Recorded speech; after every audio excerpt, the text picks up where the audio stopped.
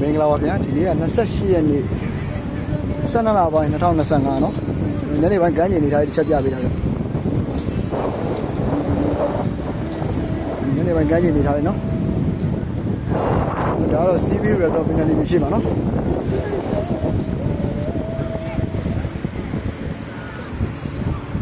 ချောင်းသာလာမယ်ဆိုကျွန်တော်ရှိမှာအခန်းလေးရမယ်ကားလေးရမယ်เนาะကားလက်မှတ်လေးရမယ်အခန်းလေးရမယ်เนาะတော့အကောင့်ထဲမှာဖုန်းနံပါတ်လေးချပေးရတယ်ဗျဒါရဲ့ဆက်သွယ်လို့ရတယ်เนาะ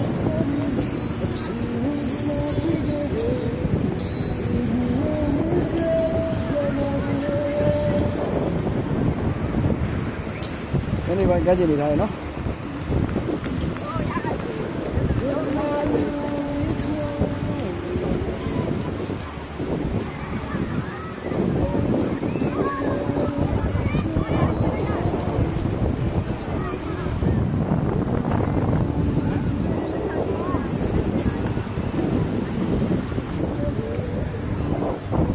28ရက်နေ့ကမ်းခြေနေထားတယ်เนาะ28ရက်နေ့12လပိုင်း2025เนาะကမ်းခြေနေထားတဲ့တစ်ချက်ပြပေးတာเนาะ